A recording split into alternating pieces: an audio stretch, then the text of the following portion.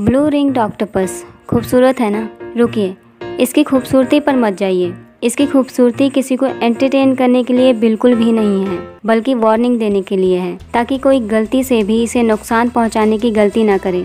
इसके बॉडी पर ये चमकते हुए ब्लू रिंग्स खतरे की घंटी हैं और इसीलिए इसका नाम ब्लू रिंग्ड ऑक्टोपस है। इसके जहर से किसी इंसान को मरने में सिर्फ 5 मिनट लगेंगे। ऑक्टोपस की हर प्रजाति में जहर होता है, जिनसे काटे जाने पर इंसान को कुछ तकलीफ़ें भी हो सकती हैं, लेकिन उसकी जान नहीं जाती। वहीं ब्लू रिंग्ड ऑक्टोपस में जो जहर होता है वो इंसानों की जान ले सकता है।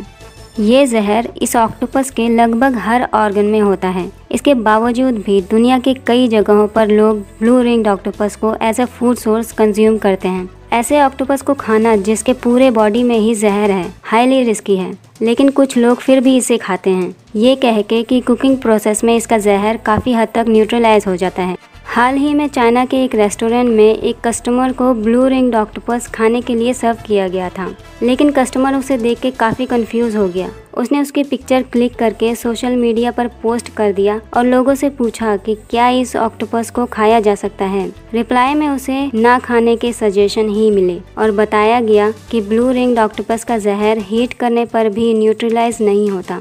साइंटिस्ट भी इसे ना खाने की वार्निंग ही देते हैं।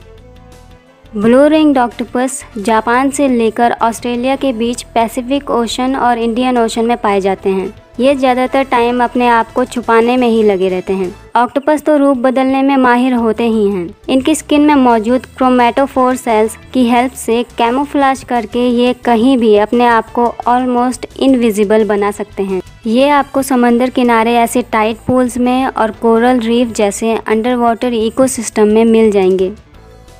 ब्लू रिंग्ड ऑक्टोपस दुनिया के सबसे जहरीले समुद्री जीवों में से एक हैं। इनका साइज 5 से 8 इंचेस तक ही होता है और ये करीब 2 से 3 सालों तक जीते हैं।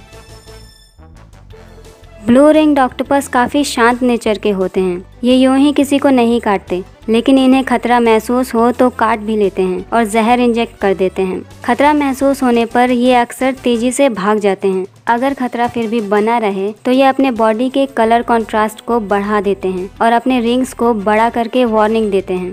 इंसानों के लिए इसका जहर जानलेवा होता है। इसके जहर में एक बहुत ही पावरफुल न्यूरोटॉक्सिन टेट्रोडोटॉक्सिन होता है, जो शरीर को पैरालाइज कर देता है। ब्लू रिंग्ड ऑक्टोपस में टेट्रोडोटॉक्सिन इसके सलाइवरी ग्लैंड में सिम्बायोटिक बैक्टीरिया द्वारा बनाया जाता है। इस ग्लैंड में इतना जहर होता है कि एक साथ 26 लोगों को 5 मिनट में ही मार सकता है। ये न्यूरोटॉक्सिक जहर इंसान को पैरालाइज करके ही मारता है। इससे भी बुरी बात यह है कि ऑक्टोपस के काटे जाने पर विक्टिम को कई बारी पता ही नहीं चलता, क्योंकि ऑक्टोपस की बाइट काफ़ी छोटी होती है और अक्सर पेनलेस होती है।